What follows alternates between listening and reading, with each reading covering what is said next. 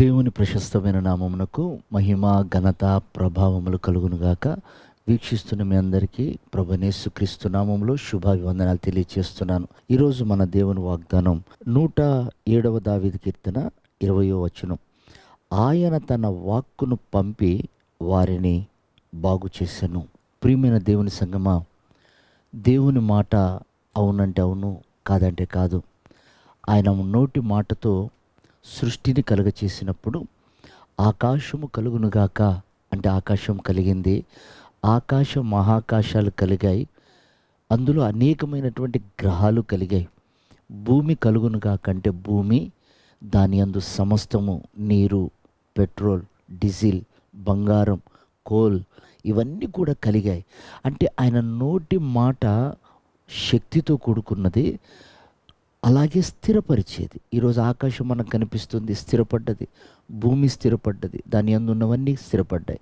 అయితే ప్రభు అంటాడు, ఒక వ్యక్తి వ్యాధితో ఉన్నా, ఒక కుటుంబం బలహీనంగా ఉన్నా, ఆయన వాక్కును పంపి బాగు చేసెను అనుంది. అంటే ఇప్పుడు బాగుపడాలే వ్యక్తి ఆ వాక్కును అంగీకరించాడు కాబట్టి అతడు స్వస్థపరచబడతాడు. భూమి దేవుని మాట విన్నది కనుక స్థిరపరచబడింది.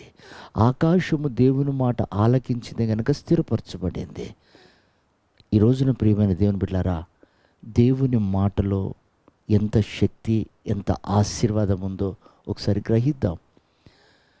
ఈ రోజున అనేక కుటుంబాలు విడిపోవటానికి, అనేకులు స్థిరత్వం లేకుండా ఉండటానికి కారణం ఏంటి? ఆయన మాటను నిర్లక్ష్యపరచటం.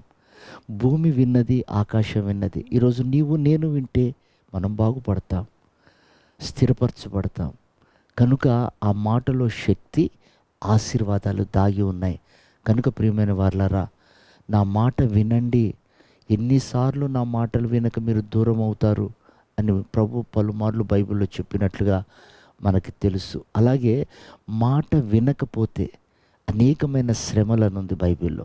అంటే ఈ శ్రమలన్నీ కూడా మనం మాట వినకపోవడం చేతనే. ద్వితీయోపదేశకాండం 28లో రాస్తాడు, ఆయన మాట విన్నప్పుడు 13 రకములైనటువంటి ఆశీర్వాదాలు. అలాగే మాట వినకపోతే 13 విధములైనటువంటి శాపములను మనం బైబిల్లో చూస్తున్నాం. ఆదిలో ఆదాము మాట వినకపోవట కదా శపించబడ్డాడు. అదే మాట విన్నటువంటి భక్తులు ఎంతోమంది దీవించబడ్డారు. కనుక ప్రియమైన వారలారా, ఈ చివరి దినాల్లో మనం వినవలసింది, స్థిరపడవలసింది, ఆశీర్వదించబడవలసింది దేవుని మాటను బట్టియే. ఆ మాటకు మనం లోబడదాం, అంగీకరిద్దాం, స్థిరపడదాం, ప్రభు రాకడకు ఆయుధపడదాం. అలాంటి కృప ప్రభు మనందరికీ అనుగ్రహించి ఆయన రాకడకు సిద్ధపరచును గాక. ఆమేన్.